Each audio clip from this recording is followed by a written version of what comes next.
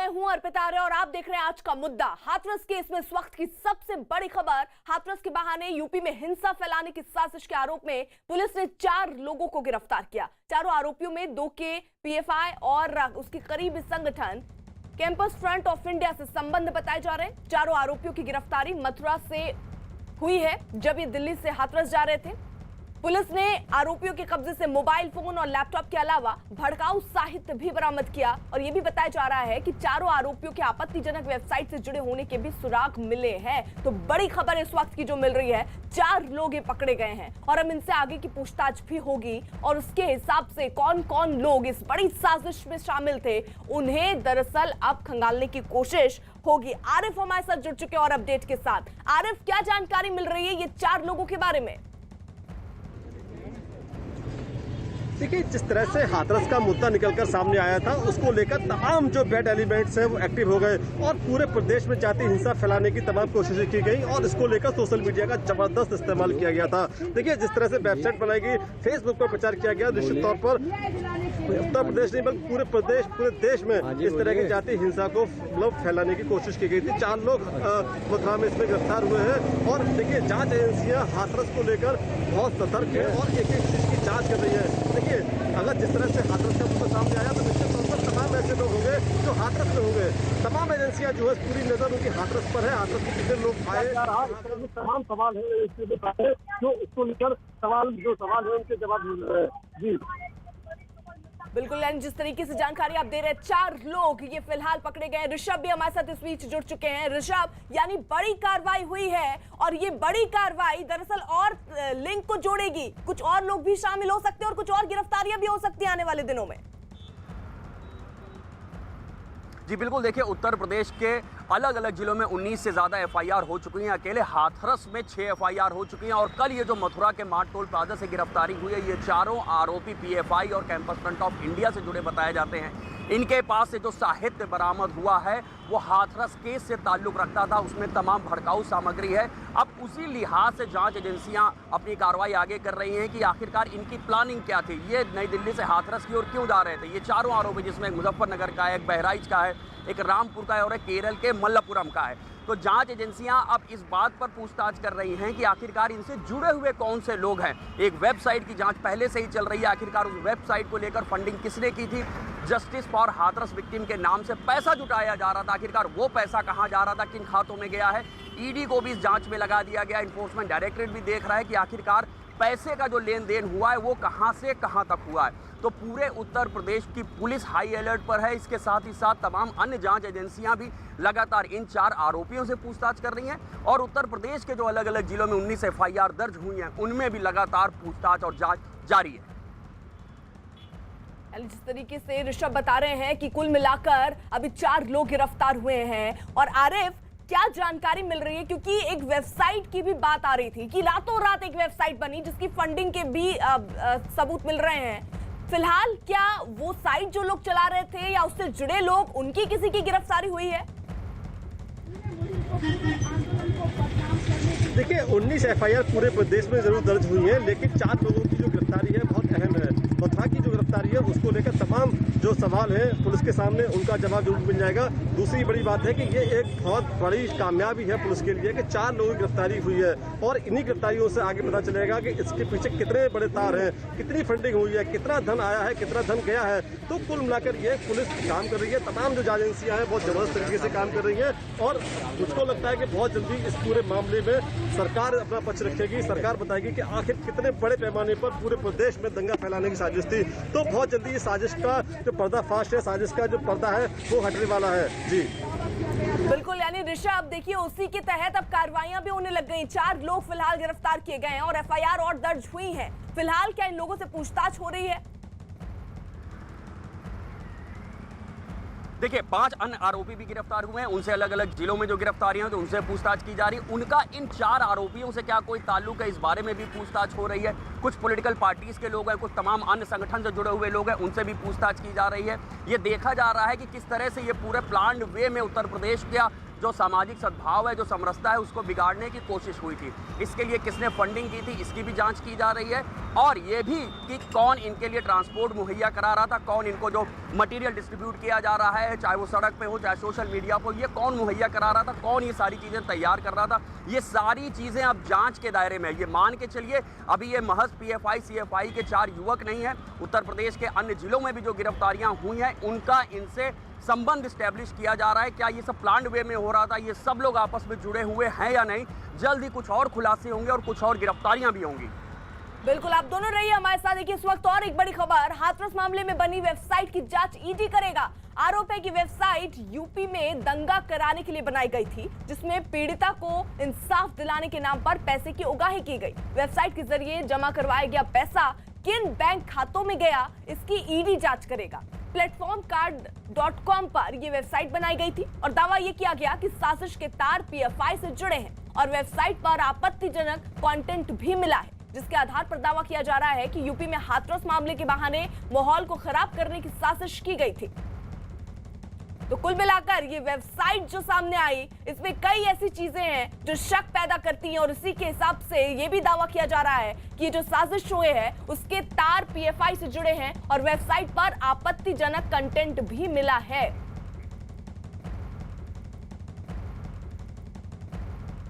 हाथरस कांड की आड़ में हिंसा फैलाने की साजिश से जुड़ी इस वक्त की एक और बड़ी खबर, हाथरस में हिंसा फैलाने की साजिश की जांच में एजेंसियों की रडार पर कुछ और वेबसाइट है। जांच एजेंसियों को कुछ और वेबसाइट का पता चला जो हिंसा फैलाने की साजिश के लिए बनाई गई। जांच एजेंसियों का दावा है कि कुछ और वेबसाइट के बारे में जानकारी हाथ लगी, जिनसे हिंसा करने के लिए भड़काऊ साजिश करने के तार मिले। इससे पहले भी एक वेबसाइट का पर्दाफाश हुआ जिसे यूपी में जातीय दंगों को कराकर दुनिया भर में मोदी और योगी सरकार की छवि खराब करने के लिए बनाया गया। वेबसाइट में फर्जी आईडी के जरिए हजारों लोगों को जोड़ा गया। अमेरिका में हुए दंगों की तर्ज पर यूपी में जातीय दंगे भड़काने की साजिश का पर्दाफाश हुआ। हाथरस की घटना को तूल देकर देश भर में नफरत फैलाने की कोशिश की गई। हाथरस की घटना से जुड़ी तमाम भ्रामक, भड़काऊ और आपत्तिजनक चीजें वेबसाइट से मिली है। हाथरस केस की सबसे बड़ी खबर, हाथरस केस में सबसे चौंकाने वाला पर्दाफाश, सरकार के खिलाफ गहरी साजिश का अंदेशा, हाथरस के बहाने दंगा फैलाने की साजिश, हाथरस कांड पर न्यूज 18 की गहरी पड़ताल, कानून व्यवस्था को तहस नहस करने का षड्यंत्र। हाथरस कांड को लेकर पिछले कुछ समय से पूरे देश में कोहराम मचा हुआ है। पीड़ित परिवार को इंसाफ दिलाने के नाम पर सियासत अपनी चरम पर है। हर सियासी दल इस कांड के जरिए अपनी जमीन तलाशता दिखाई दे रहा है।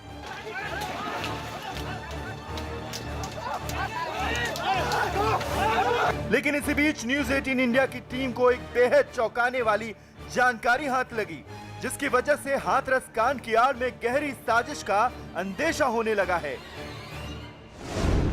इस वेबसाइट के जरिए जो कुछ भी सामने आया, उसने एक ही झटके में कई पर्दाफाश कर दिए। हाथरस कांड में बड़ा पर्दाफाश, यूपी में दंगे कराने की साजिश का भंडाफोड़, सरकार के खिलाफ साजिश का हिस्सा है दंगे की वेबसाइट, इस्लामिक देशों से फंडिंग का अंदेशा, जांच एजेंसियों के हाथ लगे चौंकाने वाले सुराग। शुरुआती जांच में जांच एजेंसियों के हाथ जो कुछ भी आया है उससे ये साफ लगता है कि ये एक सोची समझी साजिश का नतीजा है। वेबसाइट की पड़ताल लगातार जारी है और अब तक जांच एजेंसियों के हाथ में कुछ सनसनीखेज दस्तावेज और एडिटेड वीडियोस लगे हैं, जिससे ये साफ मालूम पड़ता है कि इनकी मंशा लोगों को भड़काना है। फिलहाल जांच जारी है और ये अंदाजा लगाया जा सकता है कि ये एक सोची समझी साजिश है और इसके तार दूर तक जा सकते हैं। जस्टिस फॉर हाथरस के नाम से तैयार हुई इस वेबसाइट के बारे में जांच एजेंसियों का मानना है कि ये रातों रात तैयार की गई है, जिसका मकसद बेहद खतरनाक भी हो सकता है। अंदाजा लगाया जा रहा है कि इस वेबसाइट के जरिए यूपी और केंद्र सरकार के खिलाफ गहरी साजिश रची गई हो। सरकार को बदनाम करने की साजिश है, इसमें कोई दो राय नहीं है। और जो वेबसाइट आई है उसके बारे में ज़्यादा डिटेल मुझे नहीं मालूम है, लेकिन ऐसी वेबसाइटें बदनाम करने की कोशिशों में आमतौर पर फ्लोट की जाती हैं और वो निश्चित रूप से बदनाम करने की कोशिश होती है। दरअसल इस वेबसाइट पर शक होने की कई वजह हैं। मसलन वेबसाइट में फर्जी आईडी से हजारों लोगों को जोड़ा गया, विरोध प्रदर्शन को कैसे उपद्रव में तब्दील किया जाता है, दंगों की सूरत में मौके से सुरक्षित निकलने का तरीका, ये कुछ ऐसी बातें हैं जिन पर वेबसाइट में खासा तौर पर तवज्जो दी गई है और इसी से वेबसाइट के मकसद पर शक पैदा होता है। न्यूज 18 इंडिया को जो वेबसाइट के बारे में पता चला है कि जांच एजेंसियों को कुछ ऐसे सुराग भी मिले हैं जिसमें पता चलता है कि वेबसाइट का मकसद सोशल मीडिया के जरिए अफवाह फैलाना भी था। अभी तक की जांच में जो बात सामने आई है वो बेहद ही चौंकाने वाली है। जांच एजेंसियों को अंदाजा हुआ है कि 2 महीने पहले अमेरिका में हुए दंगों की तर्ज पर ही हाथरस की घटना को लेकर देश भर में दंगे कराने की गहरी साजिश थी, जो कि दंगे भड़काने की सूरत में सीधे तौर पर सरकार और उसका बंदोबस्त ही निशाने पर रहता है। वेबसाइट में यहाँ तक बताया गया कि मास्क को पुलिस से बचने के लिए कारगर हथियार बनाया जा सकता है और इसकी आड़ में पुलिस और प्रशासनिक अधिकारियों को कैसे निशाना बनाया जा सकता है। अब तक की जांच में जांच एजेंसियों के हाथ जो भी सुराग लगे हैं उससे साफ जाहिर होता है कि वेबसाइट के जरिए लोगों में फूट और अफवाह फैलाने की साजिश रची जा रही थी और इसके लिए बाकायदे फंडिंग भी की गई थी। अब जांच एजेंसियों के सामने सबसे बड़ी चुनौती ये है कि पता लगाएं कि ये फंडिंग कहां से हुई, कब हुई, कैसे हुई। लेकिन अब तक की जांच से ये साफ हो गया है कि वेबसाइट के पीछे इस्लामिक कट्टरपंथी और मुस्लिम संगठनों का हाथ है। तो मीडिया वाले मैं आपको बता दूं, आज अभी आधे चले गए, कल सुबह तक आधे और निकल जाएंगे, 2-4 बचेंगे कल रात तो हम ही आपके साथ खड़े हैं। अब आपकी इच्छा, आपको बार बार बयान बदलना नहीं बदलना है। डीएम के धमकाने का ये वीडियो सोशल मीडिया पर जमकर वायरल हुआ।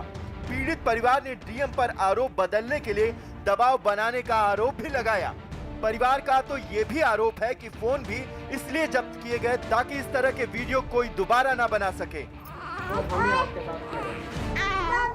न्यूज 18 इंडिया की पड़ताल में ये भी सामने आया कि डीएम के इस बयान को वेबसाइट में खास तौर पर अहमियत दी गई है। इतना ही नहीं, अनुमान ये भी लगाया गया कि दिल्ली में हुए दंगों में शामिल उपद्रवियों का इस वेबसाइट को तैयार करने में हाथ हो सकता है। लेकिन ये किसके इशारे पर हुआ, इसके सबूत और सुराग तलाशने के लिए कोशिश में जांच एजेंसियां लगी हैं। अभी तक इस वेबसाइट से जुड़ी जो भी जानकारी सामने आई है वो वाकई सनसनीखेज है, क्योंकि इस वेबसाइट में मीडिया और सोशल मीडिया के जरिए फेक न्यूज फैलाने, फोटोशॉप की नई तस्वीरों को लोगों तक पहुंचाने के अलावा अफवाहों के लिए कुछ एडिटेड विजुअल का भी सहारा लेने की तैयारी थी। फिलहाल तो जांच एजेंसियां इस वेबसाइट का पूरा सच निकालने की कोशिश में लगी हैं। लेकिन एक बात तो साफ है कि हाथरस जैसी घटना की आड़ में ऐसी साजिशों का ताना बाना बड़ी ही आसानी से बुन लिया जाता है, जिससे बात बनने के बजाय और बिगड़ जाए। आरिफ, यानी एक बड़ी साजिश थी। अगर इन चीजों पर ध्यान दें तो समझ में आता है कि एक बकायदा रातों रात देखी वेबसाइट बन जाती है और उसमें भड़काऊ पोस्ट डाल दिए जाते हैं और लोगों को भड़काने की ये कोशिश और बकायदा फंडिंग भी हो रही है इसकी। देखिए, बिल्कुल जैसे कुछ अगर प्रदेश में या देश में छोटी मोटी घटना होती है उसको लेकर तमाम जो बैड एलिमेंट है वो एक्टिव हो जाते हैं और इस बात की कोशिश करते हैं किसी तरह से सामाजिक जो मोहब्बत है, सामाजिक तौर पर जो समरसता है उसको तोड़ने की कोशिश की जाती है। तो यही देखा जा रहा है पूरे हाथरस कांड में। एक छोटी सी घटना को लेकर तमाम वो लोग एक्टिव हो गए जो शायद उनको जो उनका मकसद कुछ और था, मंसूबा कुछ और था। लेकिन जो जांच एजेंसियां हैं, जो तमाम तरह की जो एजेंसियां हैं, उन्होंने उससे पहले ही पूरे मामले को तोड़ के रख दिया। यानी पता कर लिया कि आखिर कौन लोग हैं जो पूरी तरह से दंगा फैलाने की कोशिश कर रहे हैं, साजिश रच रहे हैं। 4 लोगों की गिरफ्तारी हुई है, इसके अलावा तमाम प्रदेश में अलग गिरफ्तारियां हुई हैं। तो निश्चित तौर पर बहुत जल्द ही बड़ी कामयाबी के तौर पर देखा जा रहा है और बहुत पहले मतलब वक्त रहते इस तरह की अगर कार्रवाई हुई है तो निश्चित तौर पर सरकार के लिए, तमाम एजेंसियों के लिए बड़ी कामयाबी। मैं आ रही हूँ, ऋषभ भी हमारे साथ है। ऋषभ, ये जो 4 लोग गिरफ्तार हुए हैं, इनके पास से क्या क्या ऐसी चीजें मिली हैं जो और संदेह पैदा करती हैं? देखिए, जो 4 लोग गिरफ्तार किए गए हैं, इनका कनेक्शन उजागर हो गया है पीएफआई से, सीएफआई से, और इनके पास जो साहित्य मिला है वो सीधे सीधे हाथरस मामले से जुड़ा हुआ। जांच एजेंसियों का ये कहना है जब एफआईआर दर्ज हो चुकी है, पीड़ित परिवार को न्याय दिलाने की पूरी कोशिश की जा रही है। चारों आरोपी गिरफ्तार हैं, फास्ट ट्रैक कोर्ट गठित कर दिया गया है और ये कह दिया गया है कि सीबीआई जांच इसकी होगी। सीबीआई जांच की सरकार की ओर से सिफारिश कर दी गई। इन सब के बावजूद अभी भी तमाम ऐसे तत्व हैं जो लगातार हाथरस का माहौल बिगाड़ने की कोशिश कर रहे हैं। इनके पास जो साहित्य मिला है वो सीधे सीधे हाथरस मामले से जुड़ा हुआ है और इनकी जो आशंका जाहिर की जा रही है कि ये पूरी कोशिश में थे कि हम हाथरस पहुंचेंगे और वहां पर पीड़ित परिवार से, उनके गांव वालों से, अगल बगल के लोगों से मिलेंगे और एक ऐसा साहित्य इनके पास से मिला है जो वहां पर जातीय तनाव बढ़ा सकता था। अभी तक की जांच में भी जो तमाम चीज़ें सामने आ रही हैं उसके मुताबिक एक बात साफ हो रही है कि 2 जातियों के बीच में, तमाम अन्य जातियों के बीच में भी तनाव बढ़ाने की पूरी साजिश की जा रही थी और ये चारों भी उसी मोड ऑफ एक्शन से जुड़े हुए थे। बिल्कुल, यानी जिस तरीके से जानकारी मिल रही है कि फिलहाल इनके पास ऐसी बहुत सारी चीजें मिली हैं जो ये बात साबित करती हैं कि एक बड़ी साजिश इन लोगों के द्वारा रची जा रही थी। वहीं हाथरस मामले की निष्पक्ष जांच की याचिका पर आज सुप्रीम कोर्ट में सुनवाई होगी। इस मामले में कई याचिका दाखिल की गई हैं जिनमें सीबीआई या एसआईटी जांच की मांग की गई है। साथ ही सुप्रीम कोर्ट या हाई कोर्ट की किसी रिटायर्ड जज की निगरानी में जांच की मांग की गई है। तो आपको बता दें, बड़ी खबर जो इस वक्त की सामने आ रही है, दरअसल सुप्रीम कोर्ट में आज एक याचिका की सुनवाई होगी और इस मामले में कई याचिका दाखिल की गई हैं जिसमें सीबीआई और या फिर एसआईटी जो है वो इस मामले की जांच करे, ये मांग इस याचिका में की गई। साथ ही सुप्रीम कोर्ट या हाई कोर्ट के किसी रिटायर्ड जज की निगरानी में जांच हो, ये मांग भी इसमें कही गई।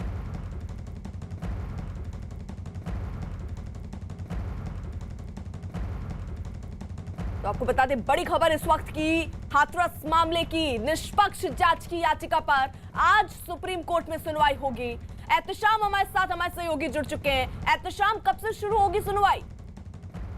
देखिए, अब से थोड़ी देर बाद जब मुख्य न्यायाधीश का कोर्ट शुरू होगा, उसमें 8वां नंबर ये आइटम है, तो हम सब इसका इंतजार कर रहे हैं कि अब से थोड़ी देर के बाद जब सुप्रीम कोर्ट की कार्रवाई शुरू होगी तो इस मामले पे भी सुनवाई की जाएगी।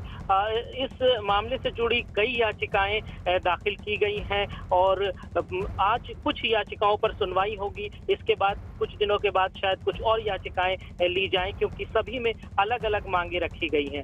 आज जो सुप्रीम कोर्ट में याचिका की सुनवाई होगी उसमें मुख्यतः ये मांग की गई है कि इस मामले की जांच सीबीआई से कराई जाए या एसआईटी से कराई जाए, और साथ ही साथ ये भी मांग की गई है कि इसमें रिटायर्ड जज, चाहे वो सुप्रीम कोर्ट के हों या हाई कोर्ट के हों, उनकी निगरानी में, उनकी अध्यक्षता में ये पूरी जांच हो और फिर सुप्रीम कोर्ट इसकी मॉनिटरिंग करे। तो अब देखना ये होगा कि सुप्रीम कोर्ट इस मामले में किस तरह से कार्रवाई करता है, क्योंकि इलाहाबाद हाई कोर्ट में भी याचिका इस तरह की आई है और उसमें वहां भी सुनवाई हो सकती है। जी एहतशाम, अपना सब बनाए रखिए। वहीं हाथरस केस में देखिए इस वक्त बड़ी खबर आ रही है। हाथरस कांड पर मचे घमासान के बीच आरोपियों के बचाव में पंचायत करने के आरोप में 200 लोगों पर एफआईआर दर्ज की गई। बिना इजाजत की हुई पंचायत को लेकर पुलिस ने मुकदमा भी दर्ज कर लिया। बीजेपी के पूर्व विधायक राजवीर पहलवान के घर पर यह पंचायत हुई थी, जिसमें हाथरस कांड के आरोपियों को निर्दोष बताने की कोशिश की गई थी। तो आपको बता दें, बड़ी खबर इस वक्त की सामने आ रही है। दरअसल आपको बता दें, 200 लोगों पर एफआईआर दर्ज की गई है। आरिफ, देखिए, बिल्कुल जिस तरह से आरोपी पक्ष के लोग और उनके समर्थन में तमाम तरह की बैठकें की गई है, पंचायत की गई, उसको लेकर हाथरस की पुलिस ने जबरदस्त एक्शन लिया है और इसमें 200 लोगों के खिलाफ केस दर्ज कर लिया गया है। यानी कि जो भी जिस तरह से लोग भीड़ इकट्ठा कर रहे हैं या किस तरह की कोई सामाजिक तौर पर कोई बड़ी बात कहना चाह रहे हैं, उसको लेकर पुलिस ने एक्शन लिया है, 200 लोगों के खिलाफ केस दर्ज किया है। देखिए, तमाम तरह के जो लोग, कितने भी जो संगठन आ रहे हैं, जो हंगामा कर रहे हैं या एक धारा 144 का उल्लंघन कर रहे हैं, उन सबके खिलाफ पुलिस एक्शन ले रही है। कोई भी हो, चाहे समाजवादी पार्टी के लोग हो, चाहे राष्ट्रीय लोक दल के लोग हो, चाहे जो पीड़ित पक्ष के लोग हो या आरोपी पक्ष के लोग हैं, जहाँ भीड़ इकट्ठी करेंगे, जहाँ हंगामा करेंगे, पुलिस उन पर एक्शन ले रही है। जी, फिलहाल बिना इजाजत की हुई पंचायत को लेकर पुलिस ने मुकदमा भी दर्ज कर लिया। बीजेपी के पूर्व विधायक राजवीर पहलवान के घर पर आपको बता दें, ये पंचायत हुई थी जिसमें हाथरस कांड के आरोपियों को निर्दोष बताने की कोशिश की गई थी। यानी ऋषभ, 1-2 लोग नहीं, 200 लोग हैं जिन पर एफआईआर दर्ज हुई है। जी देखिए, अब ये बिल्कुल साफ हो गया है जब वहाँ पर धारा 144 लगी हुई है और यहाँ पर एपिडेमिक एक्ट के तहत भी कार्रवाई की जा रही है, बावजूद उसके एक समाज के लोग इकट्ठा होते हैं और जो अभी तक कार्रवाई की गई वो आरोपियों के पक्ष में आते हैं और ये बताने की कोशिश करते हैं कि 4 में से 3 आरोपी तो मौके पर मौजूद ही नहीं थे, वो अपने गाँव में ही नहीं थे। एक आरोपी अपने पिता के साथ कहीं खेत पर था, एक आरोपी फैक्ट्री में नौकरी कर रहा था। तो तमाम एक समाज अब ये मैसेज देने की कोशिश कर रहा है कि आरोपियों को ज़बरदस्ती फंसाया जा रहा है, उनके ऊपर मीडिया के माध्यम से, सोशल मीडिया के माध्यम से, तमाम राजनीतिक दलों और संगठनों के माध्यम से दबाव बनाया जा रहा है और दबाव के तहत ये कार्रवाई की जा रही है। और जो कार्रवाई हो रही है वो बहुत ही गंभीर धाराओं में हो रही है। उन युवकों का पूरा भविष्य बर्बाद हो जाएगा। तो लिहाजा एक दूसरी फोर्स भी डेवलप हो गई है जो पूरी कोशिश कर रही है कि इस मामले में आरोपियों का भी पक्ष रखा जाए, लेकिन उनका जो तरीका है वो भी कानून का उल्लंघन है, इसलिए कार्रवाई की गई है। इसमें धारा 144 के उल्लंघन के तहत कार्रवाई हुई है और एपिडेमिक एक्ट के तहत ये FIR 200 लोगों के खिलाफ दर्ज कर ली गई है। फिलहाल आपको बता दें, हाथरस केस में ये बड़ी खबर है कि हाथरस कांड पर बचे घमासान के बीच आरोपियों के बचाव में एक पंचायत हुई। इसके पंचायत करने के आरोप में 200 लोगों पर FIR दर्ज की गई है। बिना इजाजत हुई पंचायत को लेकर पुलिस ने मुकदमा भी दर्ज कर लिया है। बीजेपी के पूर्व विधायक राजवीर पहलवान के घर पर यह पंचायत हुई थी, जिसमें हाथरस कांड के आरोपियों को निर्दोष बताने की कोशिश की गई थी। और आरिफ, उस वक्त हमारे सहयोगी भी वहां पर मौजूद थे जब ये पंचायत हो रही थी। बहुत सारे लोग तो ऐसे जो गांव से ही नहीं जुड़े थे, 70-70 किलोमीटर का रास्ता तय करके पहुंचे थे इस पंचायत के लिए। देखिए, पंचायत की घोषणा सोशल मीडिया के जरिए पहले से कर दी गई थी कि पंचायत होगी और महापंचायत होगी, और जो आरोप पक्ष है उनके समर्थन में पूरी तरह से महापंचायत होगी और इस तरह का मैसेज पास किया गया था। और देखिए, हाथरस नहीं, हाथरस के आसपास जितने भी जिले हैं, चाहे वो एटा हो, चाहे अलीगढ़ हो, आगरा हो या मथुरा हो, आसपास के तमाम लोग इकट्ठे हुए। और देखिए, उस पंचायत में कुछ छोटे मोटे लोग इकट्ठे नहीं हुए थे, बल्कि अपने अपने इलाके के बहुत जिम्मेदार मौजूद लोग इकट्ठे हुए थे और उन्होंने पूरे आरोपी पक्ष के समर्थन में महापंचायत की थी। देखिए, तमाम तरह की बातें निकलकर सामने आ रही थी, तमाम विरोध होना शुरू हो गया था। इसी बात को लेकर पुलिस ने एक्शन लिया और सबके खिलाफ मुकदमा दर्ज कर लिया। अब देखिए, एक्शन कब होगा, गिरफ्तारियां कब होंगी या तमाम तरह की कानूनी प्रक्रिया कब होगी, ये बात की बात है। लेकिन पुलिस ने एक्शन लिया, जबरदस्त एक्शन लिया, क्योंकि जिस तरह से धारा 144 का उल्लंघन किया गया, जो महामारी एक्ट है उसका उल्लंघन किया गया, तो पुलिस ने उसमें मुकदमा भी दर्ज कर लिया। जी अरे जल्दी से जरा बता दीजिए कि फिलहाल आज वहां पर स्थिति कैसी है, क्या लोग वहां पहुंच रहे हैं? क्योंकि अभी हमने देखा बीते जो 2 दिन बीते बहुत सारे लोग वहां पहुंच रहे थे, काफी जमावड़ा था। आज की स्थिति क्या है हाथरस की? देखिए, पिछले कई दिनों से लगातार सियासी ड्रामा चला आ रहा था, लेकिन आज की स्थिति में आपको दिखाते हैं बहुत कम भीड़ है। 1-2 लोग आ रहे हैं, लेकिन कोई भी सियासी दल का नेता यहाँ अभी नहीं पहुंचा है और कोई ना आ रहा है ना जा रहा है। सिर्फ अमूल तौर पर जो गांव की स्थिति थी 20 दिन पहले, वही स्थिति अभी गांव की है। तो निश्चित तौर पर आज बहुत ज्यादा सियासी ड्रामा होने की उम्मीद नहीं है।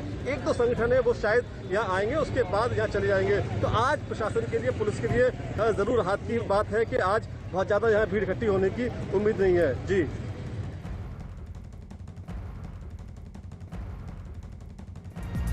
न्यूज 18 इंडिया NBA का सदस्य है और निष्पक्ष और जिम्मेदार पत्रकारिता के लिए बनाए गए नेशनल ब्रॉडकास्टिंग स्टैंडर्ड्स अथॉरिटी के नैतिक मानकों से संचालित होता है।